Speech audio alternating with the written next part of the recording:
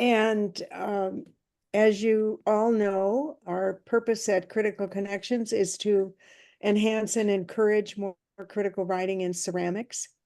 And also helping to do that is Randy O'Brien of Studio Potter. Take it away, Randy. Thank you all for having me. I feel terrible that I haven't been able to join in on your conversations. I am the proverbial like jack of many hats, you would say. So I'm actually a full-time tenured faculty member. I teach ceramics and jewelry. So that's my full-time life. And then I had been working for Studio Potter for about 3 years as their co-editor with Jill Foote-Hutton. And so you all spoke with Jill, I believe about 3 years ago, about some of the history of Studio Potter and the movement of Studio Potter, kind of our future. But just recently, about a year ago, I was named the full editor. And then just recently, I've been asked to step in as the executive director. So professor in one hand, executive director, editor, membership coordinator, Oh all of my the gosh. above. But in good Are, news, oh, go are you ahead. the only staff member then?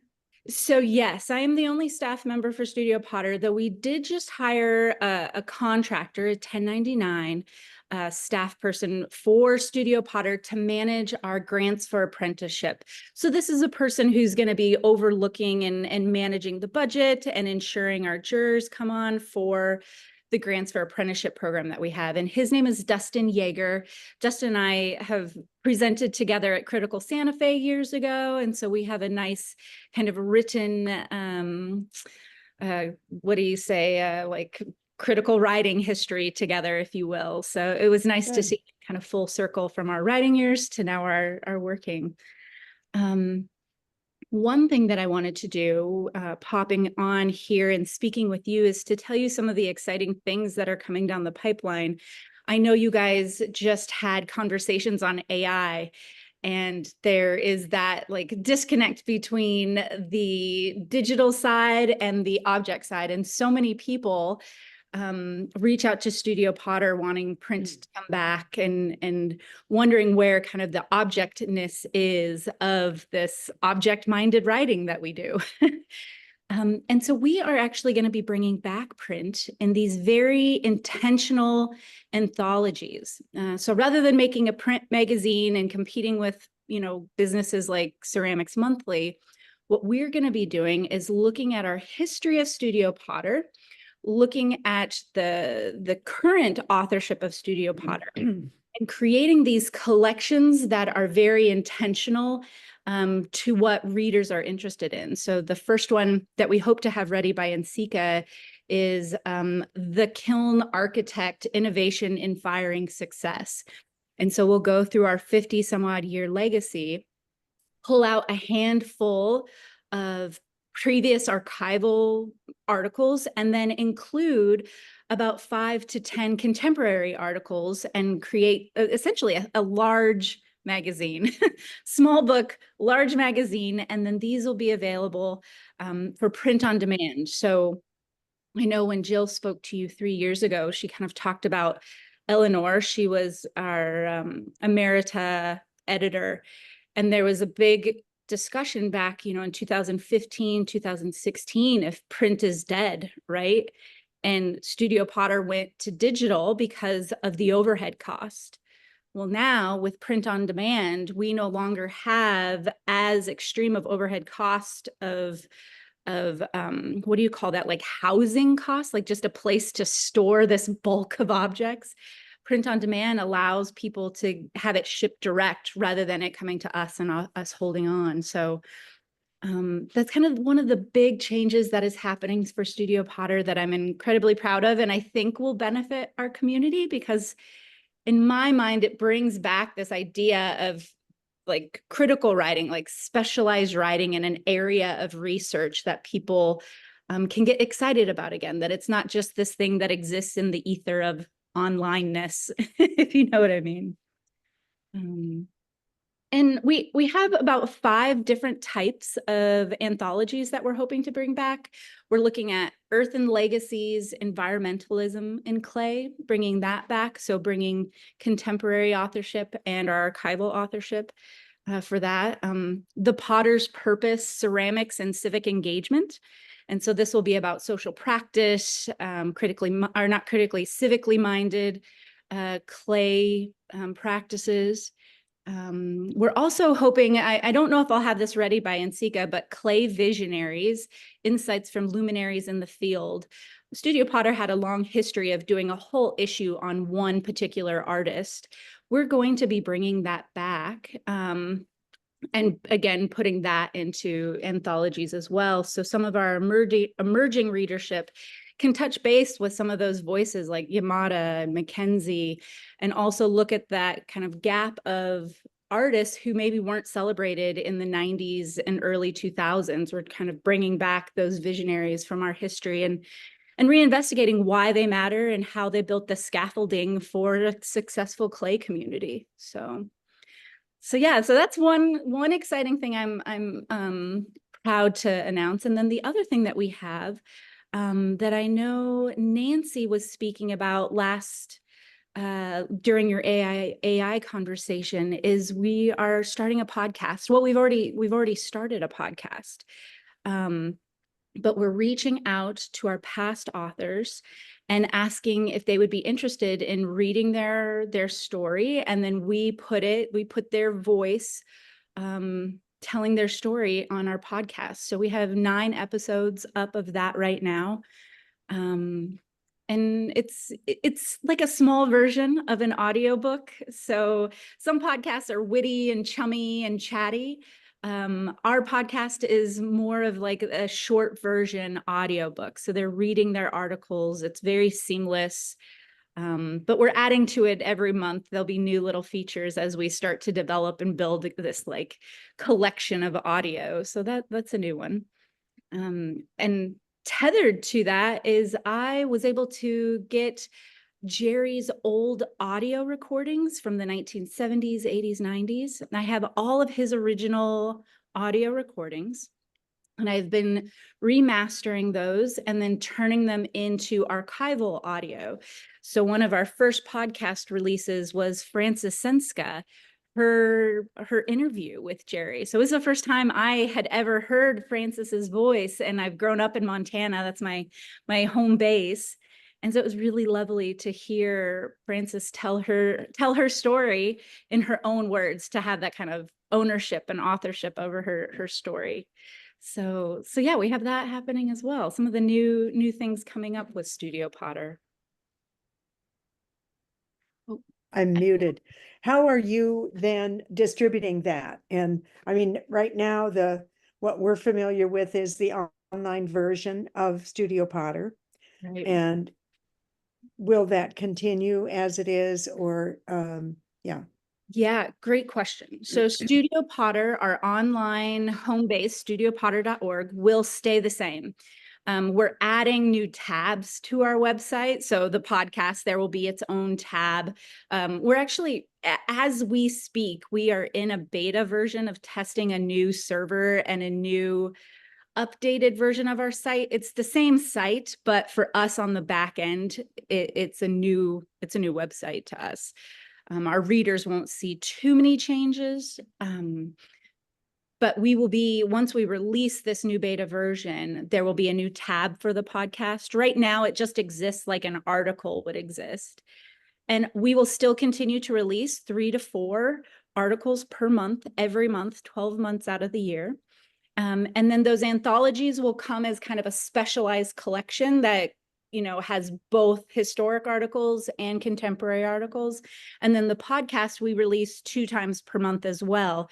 So if you subscribe to things like Apple Podcasts, Spotify, Amazon Podcasts, it's already available on there. So on my phone, when I'm just driving down the road, Studio Potter will just automatically pop up in my feed, whether, I click the button or not, because it's the newest episode. So it auto populates on your phone, which is, I think, a great feature, because sometimes we forget all the things we subscribe to, right? In a digital world, you have XYZ newsletters, emails, podcast, all these things that you can consume. And it's nice for that podcast just to automatically pop up on your feed when you're kind of listening through your collection.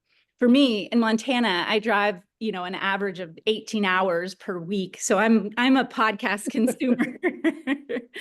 So yeah. Yeah. Now, tell us about the apprentice program. Absolutely. I saw Judy had a quick question there, started to raise her hand. Yeah. Yes, I just wanted to know with the print on demand archivally, how does one access references when one wants to footnote? And is it recorded through what method is it recorded so that articles can be searched and then noted? So that's one of the reasons we're changing our website right now, is because the metadata. So when we first started this back in 2015-16, the digital site, metadata was very different than it is now in 2024.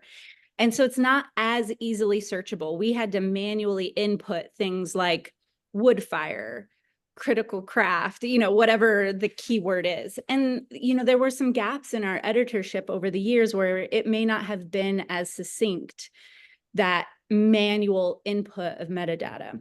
Now, when we switch to this new, it's called a Drupal 9 site, when we update to this Drupal site, any word, the word woman, for example, or the word soda fire or cone one will be searchable through our archives. And so you'll be able to see very specific search phrases, and it will exist like a pretty standard search word, just a search bar.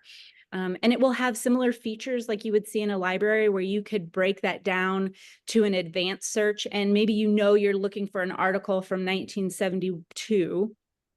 You can tailor make that search phrase.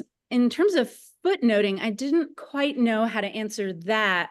Are you wondering about ways as a member, how you could document and gather? Yeah, that's fine, as long as it's searchable. What's the program that's going to be searchable on, did you say?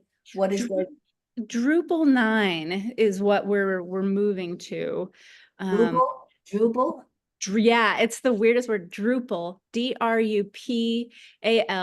I think and I'm definitely not praising this version or site. It's just, we were on a Drupal 7, so it was easier and more cost effective for us to upgrade to a Drupal 9. If we were to find some fabulous underwriting, we would love to, I think, totally move to a more modern version of what Drupal provides. But right now we're kind of stuck in between being a nonprofit and the reality of having to and fundraise. And yeah. I was researching, trying to look at Toshiko Takiesu, the articles that you had pressed because of her recent show here in New York. And I saw briefly that you had some notes or an interview or your thoughts about her, and then I couldn't find it. I saw it for a second and then couldn't find it again. So I was just wondering what the research capabilities were. Yeah, so Toshiko, so we were quoted in a New York Times article, I believe, Studio Potter was, and in a hyperallergenic there we go. We were quoted in that for some of the articles that were published on her. And I was able to find her archival audio of her original interview with Jerry, and we remastered that into a 2-part series. So you can hear her voice. Oh my goodness. Like, she talks about snow and spring and the waves. Oh, she just speaks so wonderfully. 10 out of 10. I highly recommend listening to her tell her story, because little known fact, people may not know this, there are articles from interviews that Jerry did with the artist. So a great example of this is Frances Senska. Jerry went to Frances's house, interviewed her for over an hour and a half. We have all that audio. And then Jerry summarized that hour and a half to about 200 words. It was like very Hemingway-esque, like 5-word sentences, very like, there was just none of the nuance of Frances's voice and her tone. Same with Toshiko, her words and the way she inflected about life was kind of lost in some of those translations that Jerry did. Nothing wrong with it. I'm so glad he wrote those down. But it's very interesting to see what was written about their studio practice versus what they said. And I love the expanded version of that. And so in terms of research, those audio files will now be available for you to check in with, because I think they're a big part of the research. They're not searchable in keyword phrases like a text version would be. But I hope you'll also find the conference that I did with Jerry, The Case for Clay in Secondary School Education, that we did at NYU in 1982.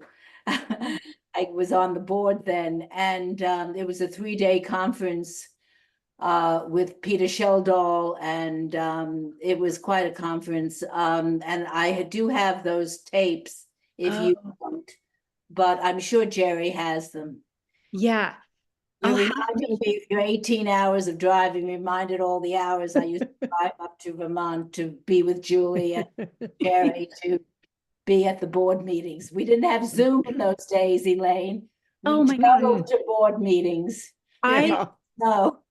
Listening to the amount of interviews, I really don't know how it was sustainable back then for Jerry to travel to all of these places and spend all this time on the road and in these places nowadays with the cost of travel, like trying to get these interviews and these stories.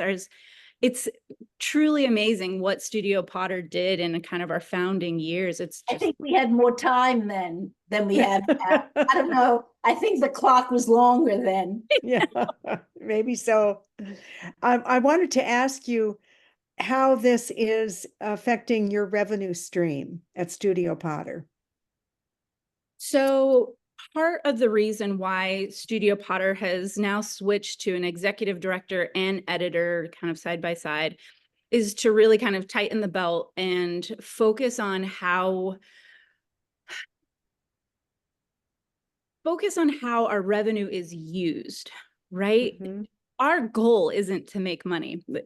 That is just a side product. Our singular goal is to support authors very much in the way that your collective here is doing. We're trying to increase and enhance critical writing. We're trying to celebrate first-person stories, human interest stories, social critiques. That is the heart of what we're doing. So it's not that we're necessarily working to increase revenue, but we're working to increase the way our authors are supported. And so in the past, our authors were typically given, a $100 honorarium, which is well below, a 2,000-word article. $100 for that, is like, here's a coffee, Although I feel like I should start a buddy board system. Somebody, I don't know who it is, they have like a coffee buddy board. So if you email him and ask for advice, you can buy him a coffee. He's in our Clay community. But I've always thought about like putting a buddy board up for Studio Potter just because. Anyways, I digress. But the revenue stream, what we're trying to do is increase it so we can better support our authorship. And so rather than spending that money on staff, on, kind of our overhead, we're looking at how we can increase what goes back to our authorship. And we're hoping that by increasing what we are telling, the value of those words the author are putting in, that we are going to also get an increased value of writing, right? Higher quality writing and more thoughtful, intentional writing, research-driven writing as well. I think from my perspective, we're seeing kind of a dip in that. We only get a handful of pitches for research-driven writing.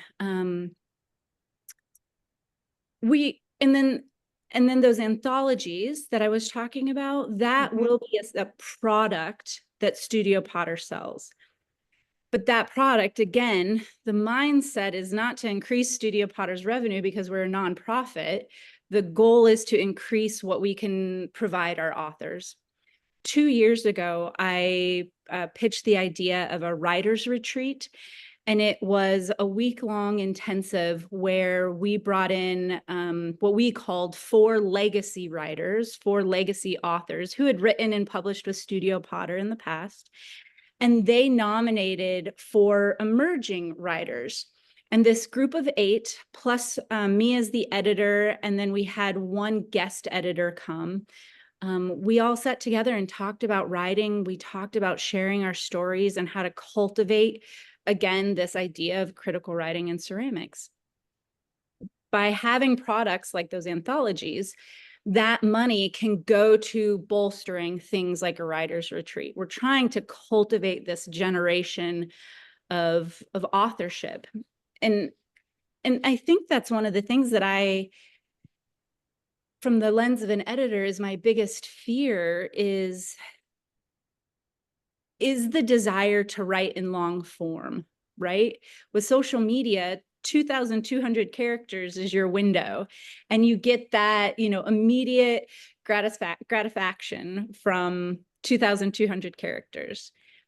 And for us, what we're trying to build is creative wisdom that you need to wax on a bit. You need to linger. You need to spend time listening and thinking and questioning.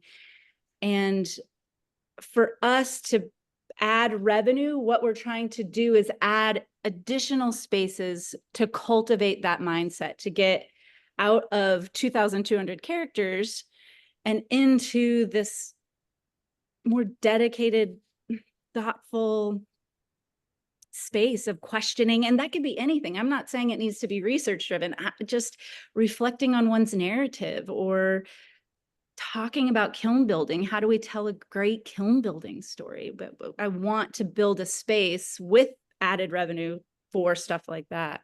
Yeah, Diane. First of all, I absolutely love the way you're articulating like this next chapter. And just to say, I write with and I'm on the board of the James Renwick Alliance. We have a quarterly, and we're having these same discussions. We will be probably phasing out magazine as it exists, adding podcasts. And similarly, I work on the Penland residency for writers, but we enhance that to be content creators in different media, bringing in documentary filmmakers, writers, the storytelling, as you say. So I had a couple of specific questions. One, the simple one in terms of revenue stream. When the authors are narrating their tales, just what is your pay scale? Oh my gosh. And secondly, when you're choosing anthologies, I'm wondering if you're making use of, Google Analytics, or is it just an editorial decision of what you think in your hearts would be the best themes to expand upon, or are you doing market research? And maybe the last thing is just, I hope you've checked out Center for Craft and the Wingate for money. Because they're often neglected in the search, even though they are so huge in the field, and especially with connection to university, which can stump some magazines and other storytellers. I think there is a pot there to dig into. So I will withdraw and just say thank you for all you're doing. Oh, thank you. Thank you. Well, to talk about the podcast first, really, I feel terrible because I'm an action person. A lot of people don't know me because I'm not a salesman. I'm like, hey, I have an idea. I'm just going to do this. Like, I'm just going to work until I make this a thing, until it's realized. And so I'm usually behind the scenes, the one working to make it happen. And so what I did with the podcast was take a risk and just ask authors if they would be willing to donate their time. And I'm transparent about this up front. Like, this is a donation of your time and energy. And it's a donation because honestly, we're a nonprofit and we are at a crossroads of trying to establish our value in the big picture, establish our I have reality stuck in my head. Relevance, there it is. I'm trying to establish what our relevance is, but without startup funds, I'm at this crossroads of, a rock and a hard spot. So I just took the risk and emailed our authors and asked for a donation. And we got a wonderful response back from our I believe in total we have over 60 people, 60 separate authors who have volunteered their time and energy for the initial reading of this initial podcast. I'm in the process as we speak of finding very specific underwriting specifically for the podcast. And it's my goal to pay all readers on top. So they've been paid an honorarium for their writing already, but I want to add an additional $100 honorarium for their time reading. And knock on wood, I'm hoping that comes within our fiscal year. I'm hoping to have that secured by March of 2025. To be very specific, it's $3,000 to put on 2 episodes per fiscal year for us. And so that's the number that I'm trying to underwrite for right now to specifically support authorship. And that money doesn't come back to Studio Potter, that goes directly to authors. So if you hear of anybody looking for underwriting, you tell them there's this wonderful magazine, the oldest running nonprofit magazine in Clay, telling the best stories in Clay. You tell them where to come find me or where I can find them, because really we're looking to support those authors. So hopefully by, again, that fiscal year, I will have that secure specifically for the podcast so I can ensure that it's feasible for long term. Again, the hardest part is I needed to kind of put my money where my mouth is. I needed to show this product to say, see, this is important. Hearing Sana Musasama's voice on our podcast is so much different than if I were to read it, or if you read it. The way she tells her stories and how sincere and gentle and humble she is could never be captured without her having ownership of that story. And that's what the podcast is for, really. Same with, again, Frances Sinska or any of our authors. It was a whole new story for me to hear Frances's voice than when I read it. It was day and night. It was a different story. So that's kind of the long way of the podcast. I'm going to jump into the anthologies and market, and then Elaine, I'll come back to you and I'll try to finish part of your question. So the anthologies, I just sent out a survey to our readership. So it went out to over 15,000 subscribers to our newsletter. That is not paying members. And I asked, what are you interested in? I asked kind of open-ended. And then I also asked in very specific categories. Do you want interviews? Do you want political? Do you want technical? Do you want weird and funky? Studio Potters kind of covered all of those spaces, really. And I just put it out on the line and asked for what they wanted to hear. I asked the same for luminaries in Clay. Who are the voices that are underrepresented? Who are the voices that haven't had their time to be celebrated in this more specialized look, with a light, a luminary, shining in on their career and impact to our community. So I didn't do like formal market research. I'm a potter. My background is all pottery, so the research I did was just the kind that I was like, if I was a marketer, this is what I think I would do. I'm sure that there's more specialized ways of doing that I hope to build on, but that was kind of my first rendition of exploring that. So it wasn't solely driven by my kind of vacuum or my personal interest. I was hoping our readers would contribute to those interests. The second part of that is, I've read every issue of Studio Potter, and you start to get a feel for what content we have after reading them all. And kiln building is a big part of our history. And because that was such a big part of our lineage, that's one of the areas that I felt I could start with, because there was a clear traceable lineage. There was a clear thread woven through our entire collective history that I could easily target as an editor and start making a bibliography, for lack of better description, and putting that together for print. So the first one is kind of my personal area of just my sense of reading everything and seeing a lot of the content that we've put together. And then you had a third part. I'm going to answer Elaine's question, but I can come back to that because I actually would love to think about that. But Elaine. Oh, okay. It's kind of multi-part about the podcasts. I haven't listened to any of them, but I did find them on the podcast app. So I will listen to them, but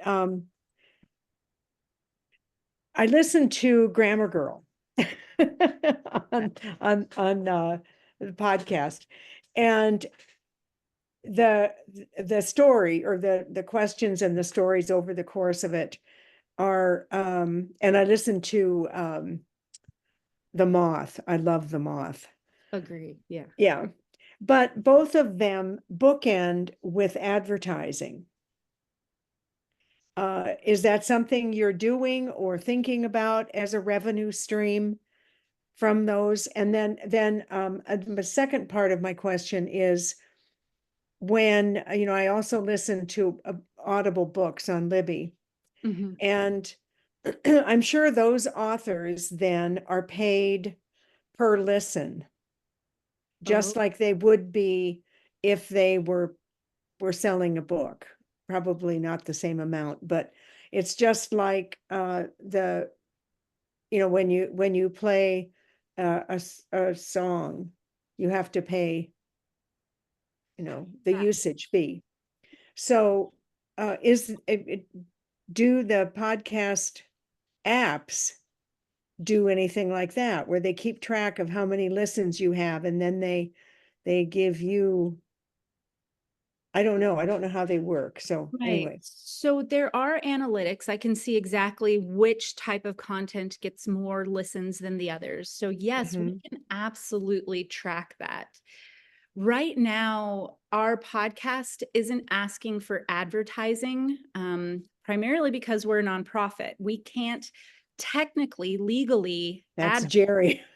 Exactly. And I have to tell you, every time that the idea of advertising comes out, like someone on the board will be like, Jerry would be rolling over in his grave. I know. Or, we did start doing underwriting banners, and we have a big tier 1 banner at the top of our website. And I got an email from a longtime reader and listener, and it was, Jerry would be rolling over in his grave. So we're dancing this dance right now. We're a nonprofit, and I can't support authors if I don't bring in additional forms of sponsorship and funding. And so what I've been trying to do, my new mindset is a value for value partnership. And with a value for value partnership, again, there's the traditional image on a banner, which is, for all intents and purposes, very similar to underwriting. But I'm trying to give discounted membership to those people who support us, to their cohorts, to their members. I'm trying to look at ways that we can use the podcast to celebrate the stories of that sponsor. So even though the sponsor is helping us with money, that sponsor still has a story to tell, right? And maybe it's a 1 minute, 2 minute story to share in what they've done to impact our clay community.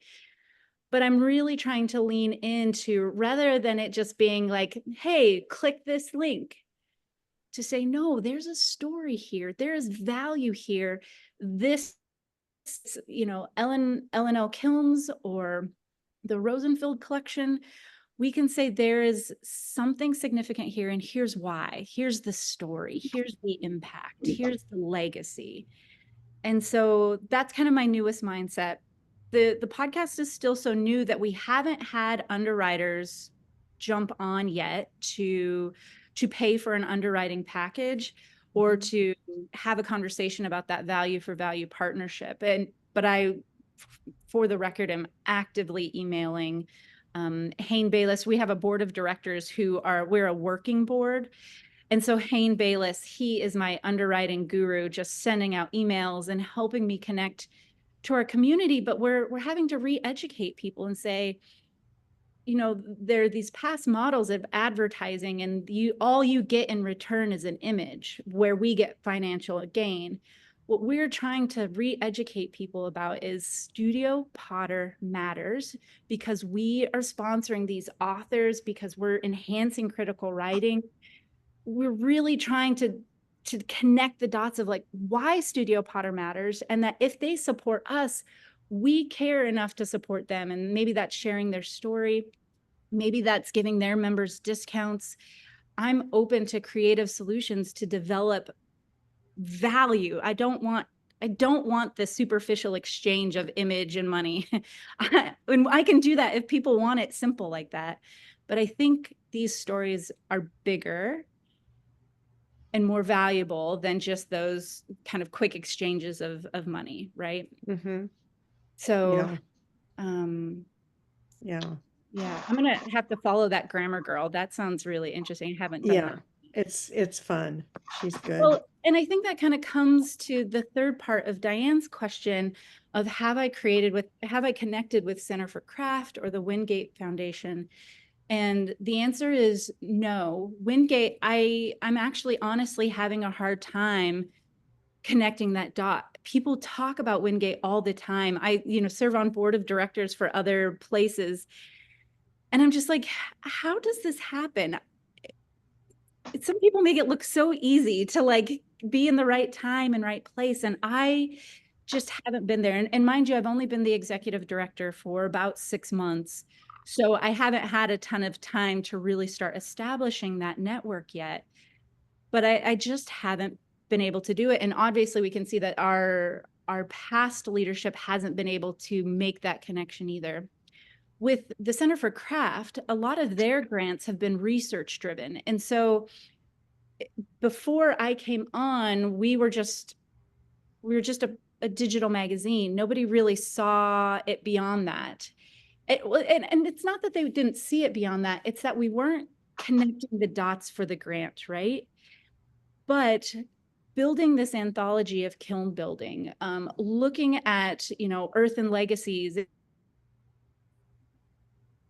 research, right? And so when I can put together these anthologies and say that this is a specific project, I can better communicate with the Center for Craft and tell our story. And so I'm hoping to make that happen by October 3rd. I believe they have a grant coming up. So that's on my exact radar. I'm focused on that very, very intensely, but this will be our first year in probably 5 years that we've applied for grants. We've had a very quiet couple years. So hoping now that I'm glad to hear that. I used to be on the board for Center for Craft, so it's no longer a conflict of interest. And perhaps we can check some email connectivity. They had given Craft Horizons, they had a whole grant there, really just on the magazine, and it was a wonderful show as well. So I think there are some ways, and when they say cross-disciplinary, merely the fact that you're doing podcasts, a discipline of its own, plus, I think there are ways without, and none of this is like inside information. It's just thinking broadly about the field and how you can continue and expand what you're doing. So I welcome, conversing with you at another time.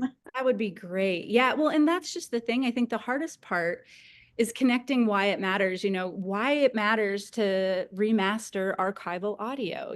These having ownership over your story, it's a really big, powerful impact for many communities because their stories have been altered and told in ways that may not have been true to how they felt at that time. So I think there's a lot of places to connect the dots, and that's kind of the new, maybe the start of my tenure as ED, is really connecting why we matter.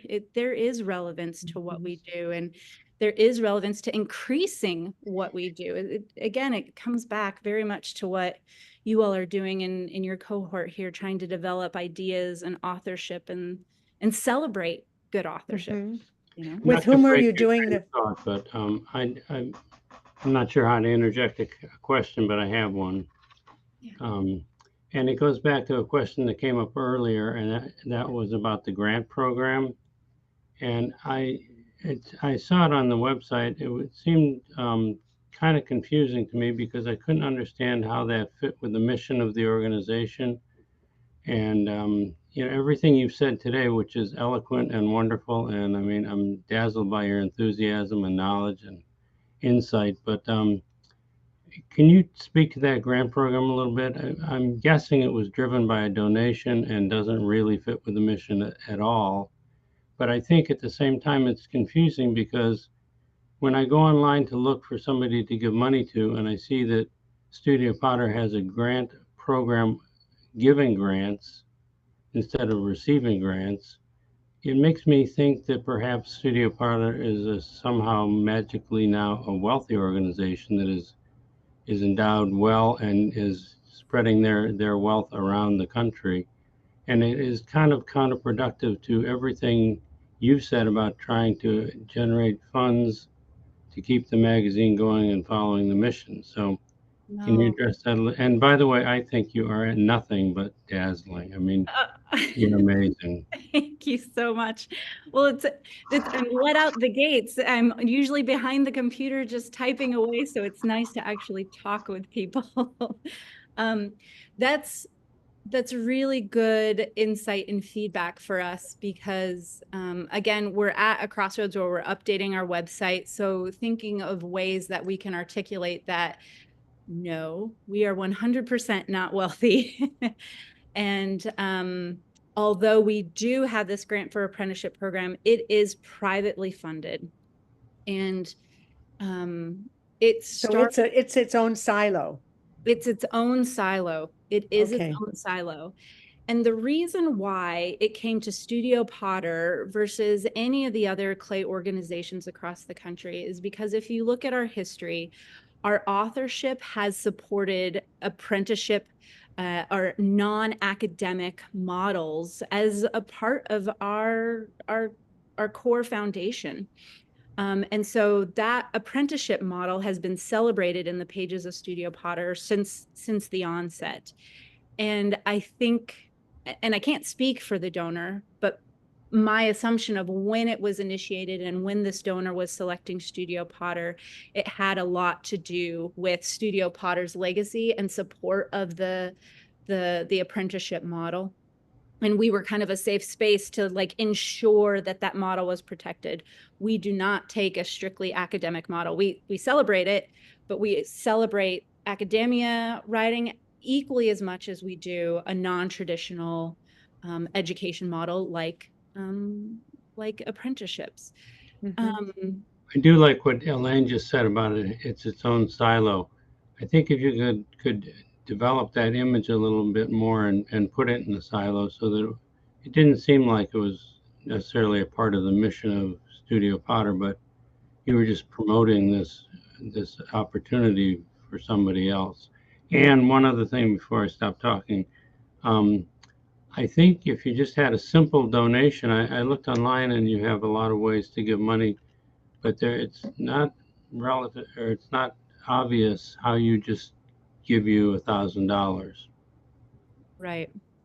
So kind of two parts there. I want you to know that I'm noting that down about how do we articulate that it's a different silo, but still valuable to our core. So I don't necessarily have an answer for you. I think that's one of those things that I'm going to need to ruminate with to figure out the best way to, again, tell both stories, but say they're deeply connected, even though separate, you know? So I want you to know I'm taking that and just like holding on to it. And I hope I'll email you in a couple months being like, hey, I've got this idea. I think this should work. What do you think? You know? And then the second part of your question was about how to give money.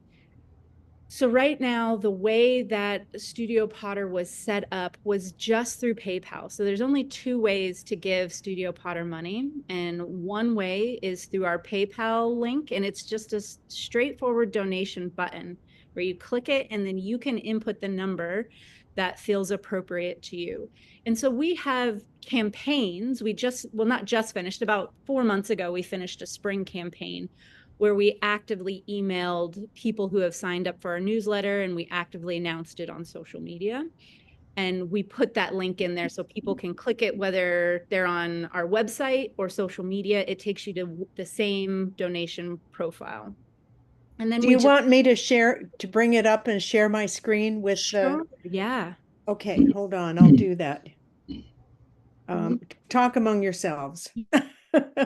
Yeah, pulling that up. You can also send a check. The funny part about our website is at the very bottom of the donation page, in the very fine print, even though it's not fine print, but you know what I mean.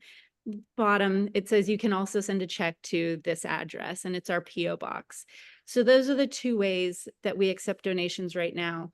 As I said, we are in the process, like we are literally in beta right now. We have all of our board members clicking through websites and making sure links aren't broken. We're in the process of updating and going to a new website, and we are adding Stripe. And so Stripe is just another payment mediator, if you will. Some people are moving away from PayPal as an option. And so we're trying to offer more ways for our members to engage with us for underwriting or membership. But I'll note that too, if it's not clear. Hey, there's the Yeah, website. and there should be a donate button on the tabs there, and it's right about center of your screen, Elaine. Yeah, okay. And when you click that, Then you can do it here on all of these. yeah. And yeah, so really you just click that button and it takes you directly to our PayPal donation platform. And so you can choose what you want to pay. Right. And then do it with PayPal or with a debit or credit card. Yeah, exactly. And then, like I said, at the very bottom, we still accept, paper checks, and we oftentimes rely on paper more so sometimes than many of the other platforms. Yeah, so the very last line is where you Right can here. mail it to our PO box. I should probably bump that up higher in our website. I was going to Yeah. say, once worked with students who were working with magazines showing all the Google Analytics and the things one could do. And there was a study that showed donations increased 30% or more if it was on the main page, like in a yellow button, just sort of a donate now button was critical to the first page. So you don't have like 2 clicks. If you can do it in 1 click, that donations go up. Yeah. Well, and that's one thing. So I also serve on the board of directors for the Archie Bray Foundation, and we were talking about that homepage, how impactful that homepage can be. And one of the questions is what's our mission? And why is that not the first thing that people see? And when we get to our new website, again, I'm hoping September 1st, we're releasing this. It's not a new website. It will look very much the same, but this newer version, I'm hoping to update our homepage to also talk about that value right out of the gate. So people know exactly what they get when they come to us, whether it's podcasts or narrative or whatnot, why it matters. We have Go ahead, I'm sorry. I was gonna say, we have a little pop-up that asks people to sign up for a newsletter. It can be incredibly frustrating because it pops up no matter what. And as an editor, when I'm logging into our site 10 times a day, I'm getting this darn little pop-up, but I'm like, I'm going to put that pop-up to good use and make it say our mission before it says sign up for a newsletter. This might be, to Kurt's point, this might be a place to separate out these grants for apprenticeship and explain its silo. Yeah. Take it out of this list or move it. I don't know. But I will do that. Yeah. Well, and there has been talks of, should that grant be separate? But the grant really needs administration to oversee it. It really needs a board to help secure jurors and to ensure that the hard and difficult questions are being asked. And so I think right now that's why Studio Potter houses it, is because we're already established enough to provide that administrative oversight to it. Mhm. But being more articulate that this is privately funded, it's a guaranteed funding source for, I believe, a term of 10 years in total. But again, And this, that's restricted funds, that none of that money comes to our authors, or, you know, anything to Studio Potter is restricted to those apprenticeships, which is fantastic. That's not a complaint at all. no. So this is again a two-part question, but how much in need of funding is this program if it's privately funded? And then how much does it take away from the other four areas? If I someone comes in and donates to number 5. Right. So it does not take away from anything that Studio Potter does. If anything, I believe the Grants for Apprenticeship program bolsters what we do, because a lot of those apprenticeships, we also touch base with them about authorship and telling their story and encouraging other people to see that there are alternative ways to become a master potter and to learn, you know, to learn this field. So I think there's no takeaway. And then the way this is designed is you don't actually donate to one of these things. In the past, it used to be Oh. that. In the past, we used to have like 5 different donate buttons. So you could donate to the Mary Barringer Writers Fund, the Jerry Williams Commemorative Archival Fund. But now we've made them initiatives so that when people donate, this is where all the money is going to. It's going to the archival initiative. It's going to the podcast. It's going to the retreat. Like that money goes to those avenues. The Grants for the Apprenticeship is the only one that if just a member were to come to and donate, their money doesn't go to the Grants for Apprenticeship because we don't have separate donate buttons anymore. And that changed about 1.5 years, 2 years ago, right before I came on as executive director. So if Kurt gives $1,000, how will his money be divided among these? Well, as of right Initiatives. now, it doesn't get divided in itemized way like that. It Okay, pretty much goes to our authors. And so the authors are a part of our podcast. So when we, for example, if you click back to our homepage, mhm. I can give you an example of one. Oh, you might have to click refresh at the, Oh, and okay. when this Wani Gomez, the last Mayo Potter, yeah, will you click that one there? Just click that image. And if you scroll down, you'll see that her audio reading of her story Oh, pops up automatically within her article. And so Samira Steinmeier interviewed Wani Gomez. She's the last Mayo Potter. And she wrote the article in English. She wrote the article in Spanish, and then she read her article. And so when somebody were to donate to us, that Mary Barringer Writers Initiative money to ensure that we have enough to pay for that English version article. okay, And if we're ever low in that fund, so it takes $6,000 per year for all of our authors in a year. So we always make sure we have that. That is that's our foundation. We always ensure that we have that money. But then okay, on top of that, we have the podcast. And so she was paid for her reading because this is contemporary audio that happened this month. It's not something that was archived. Then we're trying to build up the fund for the podcast. So as we receive donations, we're kind of like trickling down. Our number one priority is the authorship. So long as we have that stability and a feasible amount of funds in there from our donations, then we move on to our next initiative. And okay. And that kind of gets broken down in between things like the archival audio, ensuring that, you know, Jerry Williams's archival audio is protected and remastered. So it all kind of goes into all of those initiatives, with our authorship being our primary space.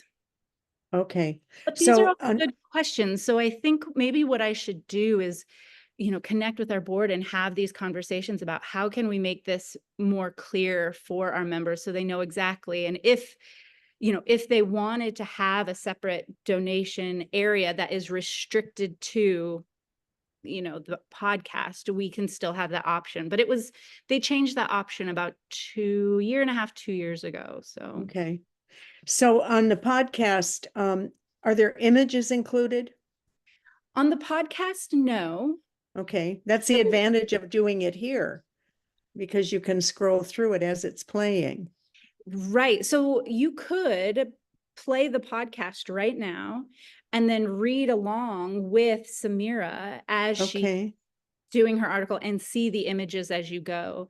The way the podcast is set up is you have to direct listeners to go to a social media page or a website to see the images that are related to it.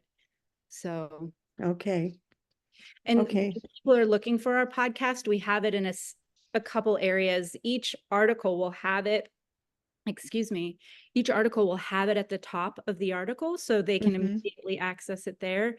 But then the podcast exists in its own webpage. It's called an RSS feed. That's how Apple finds us. That's how Spotify finds us. Mm-hmm. And then it also exists like an article. So each month I add to this like article profile that has all of the podcasts. So it exists in 3 different spaces so people can happen upon it however they're kind of clicking organically through our site. Okay, great. Well, we're just about out of time. Does anyone have any final questions, observations? I agree with Kurt. Brandy, you have been articulate and charming and knowledgeable. I'm so impressed. I mean, I work with Randi monthly because I'm one of their volunteer proofreaders.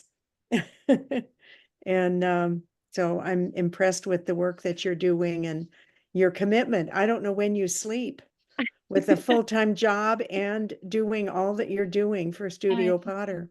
I know. Well, and that's how I'm just amazed at how Jerry did it all too. I'm like, throw in all of these interviews. Anna? I'm laughing because, you know, you're talking about preserving all of this material that Jerry had, and the joke there wasn't a joke. Where he stored it was under his bed. Yeah. I've heard that. And so here, when you said that, I'm thinking, but Jerry used to store this under his bed. I'm so glad you have it.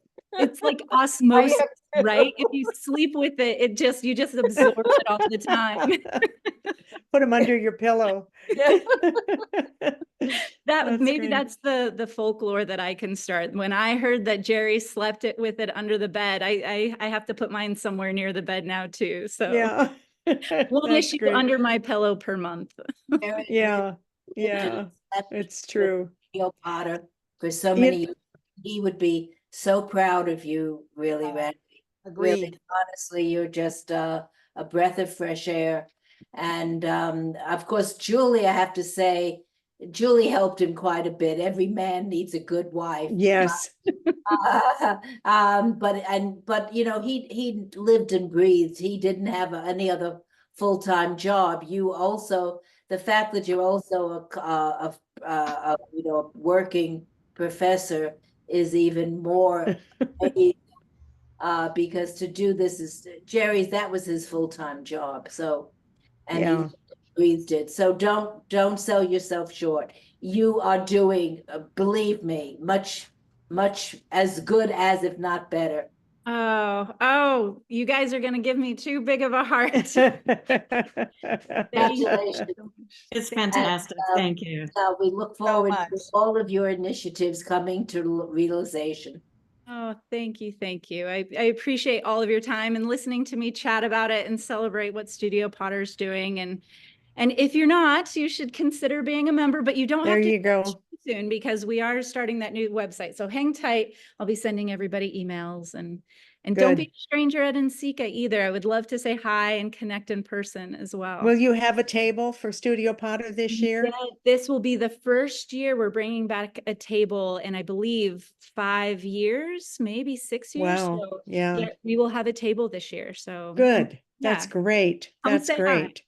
Thank you. Yeah, Elaine. definitely. You bet. Thank you, everyone. Thank you so much, Randy. Oh, thank you, thank you, thank you. Uh-huh. Bye-bye.